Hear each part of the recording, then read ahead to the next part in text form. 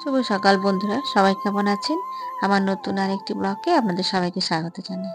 তো দেখুন, আমার গাছটাকে তো আপনারা সবাই চেনেন। আমার ব্যালকনিতে এই অপরাজিতা আর এই যে এই হলুদ ফুলের গাছটা হয়েছে। তো দেখুন, আজকে ৩টে অপরাজিতা হয়েছে, একটা হলুদ ফুল হয়েছে। তো আমার পুজো টুজো সেরে তারপরে আমি রান্নাঘরে এসেছি। এই যে আজকে শুক্তো বানাবো। তো শুক্তোর জন্য আমি এই সমস্ত নিয়ে নিয়েছি।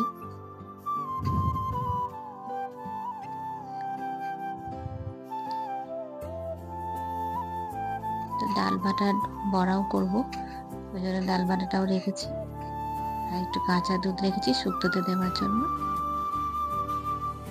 আর এই যে বিট গাজর কুচিয়ে রেখেছি, একটু চিড়ে পোলাও করবো, ওকে টিফিনে দেবো। তো চলুন, আমি আগে মশলাটা বেটে পেস্ট করে নেবো। এই যে একটু চা বানাচ্ছি, চা খাবো। আর ওইদিকে ভাত হচ্ছে। আমি ফ্রাই প্যানে একটু ঘি দিয়ে দিলাম। ঘি দেওয়ার পরে ওই বিনস আর গাজরটা দিয়ে নিলাম, এটাকে একটু ফ্রাই করে নেব। তারপরে চিড়েটা দিয়ে দেবো। ওটা হচ্ছে, এদিকে একটু নিয়ে নেবো। এদিকে আমি আবার এদিকে কড়াইতে আমি বড়িটা ভেজে নেব। দুটোকেই বসাতে হচ্ছে, দুই দিকে আমাকে সবসময় দুটো দিকেই বসাতে হয় তাড়াতাড়ি রান্না করতে হলে। তো বড়িটা ভেজে তুলে নেব।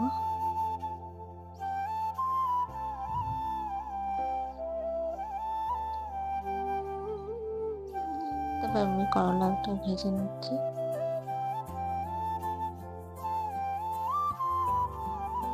শুক্তো রান্নাটা কমন, সবাই শুক্তো রান্না করেন বাড়িতে। তো আমি আমার এই শুক্তো রান্নাটা আমি আমার মায়ের থেকেই, আপনারা হয়তো বলবেন সবই মায়ের থেকে শিখেছে। হ্যাঁ, সত্যিই তাই। মা রান্না করতো, আমরা দেখতাম।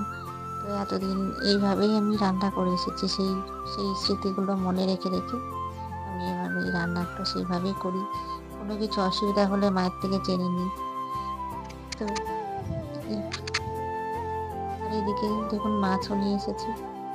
দেখি কি মাছ এনেছে।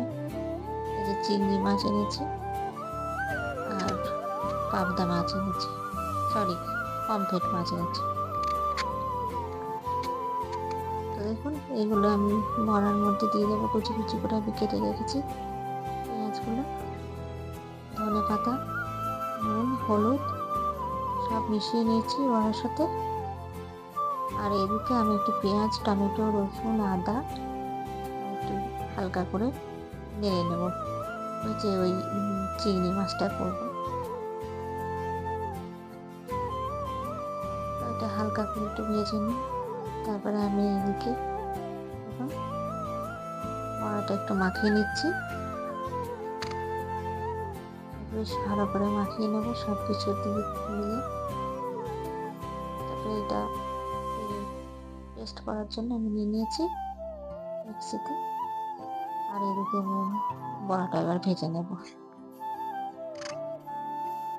তো ডাল করেছি আর এই বড়া আর শুক্তো বানিয়েছি। আর কিছু, ওকে তো আর কিছু দিতে পারবো না। আর আমাদের জন্য ওই ভাপা চিংড়ি করবো, সেটা আপনাকে দেখাবো তখন।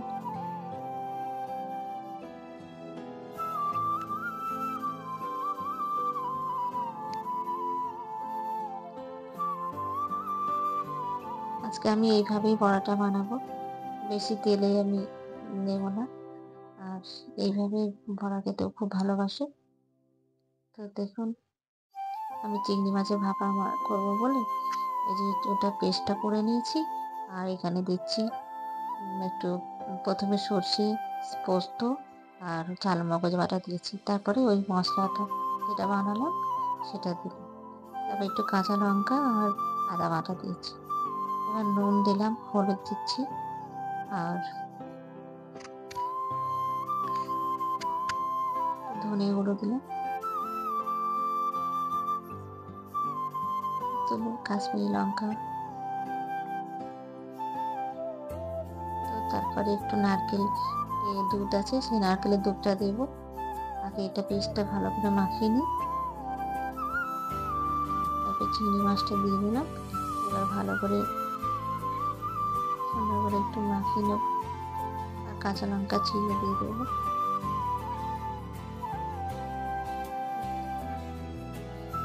একটু সর্ষের তেল দিয়ে দিচ্ছি, কাঁচা সর্ষের তেল তো মাস্ট দিতেই হবে ভাপাতে। বেশ ভালো করে মাখিয়ে নেব, যতটা বেশি মাখানো যাবে। তারপরে ম্যারিনেট করা যাবে। এই যে দুধটাও দিয়ে দিলাম, নারকেল মিলিয়ে দুধটা করে রেখেছিলাম নারকেলকে পেস্ট করে। এবারে এটার মধ্যে আমি দিয়ে নেব, তারপরে কিছুক্ষণ এটা রেখে দেবো। শুক্তোটাও ওইদিকে হয়ে যাবে, শুক্তোটা নামিয়ে নেব। তারপরে আমি গরম জল বসিয়ে দেবো। ওটাকে ধুয়ে একটু জল দিয়ে দিচ্ছি, একটু এইটুই জল দেবো, আর বেশি দেবো না। ছোট্ট একটা টিফিন বক্সের মধ্যে এটাকে ভরে ঢাকা দিয়ে কিছুক্ষণ রেখে দেবো। ওপর থেকে একটু সর্ষের তেল দিয়ে দিচ্ছি, কাঁচা লঙ্কাটা ওর উপরে দিয়ে দিলাম।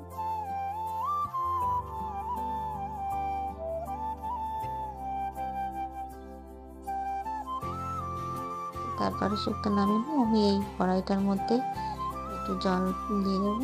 জলটা গরম হবে, জল গরম হয়ে গেছে, আমি এটা বসিয়ে দিয়েছি। তারপরে ঢাকা দিয়ে 10-15 মিনিট মতো রাখবো। তারপরে দেখুন নামিয়ে নিয়েছি। ভাতে খাওয়ার সময় একটা খুব টেস্টি হয়েছে, মেয়েও বলছে খুব টেস্টি হচ্ছে। তো আজ তো 22শে শ্রাবণ, রবীন্দ্রনাথ ঠাকুরের দিবস, বলতে একটু কষ্টই হচ্ছে। তো দেখুন আমরা 1 মাস আগে শিলংয়ে গেছিলাম, ওখানে রবীন্দ্রনাথ ঠাকুরের একটি বাড়ি আছে। তো আমি আপনাদের সঙ্গে এটা শেয়ার করলাম, দেখুন ভালো লাগবে। আর আমি আমার ব্লগটি এখানে শেষ করছি। আপনারা ভালো থাকবেন, সুস্থ থাকবেন। আর আমার ব্লগটিকে আপনারা সাবস্ক্রাইব করে দেবেন, লাইক করে দেবেন আর শেয়ার করে দেবেন, এই অনুরোধ রইল। এটা দেখুন খুব ভালো লাগবে। সুন্দর একটা ফার্ম হাউস, বাগান বাড়ি, অনেক কিছু আছে এর মধ্যে।